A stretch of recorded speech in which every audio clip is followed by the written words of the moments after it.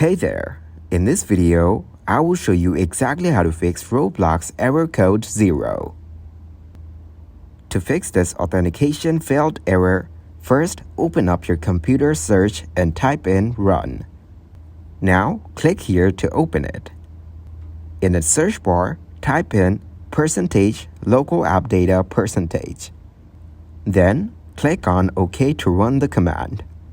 It will take you to a new folder where you will find all of the cache and temporary files of your system.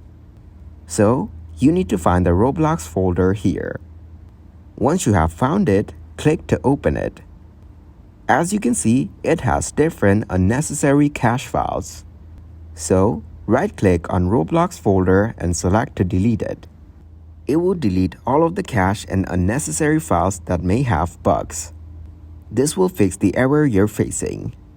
But if the problem is still not fixed, try reinstalling the Roblox application. So, go to your device's settings. Here, click on Apps.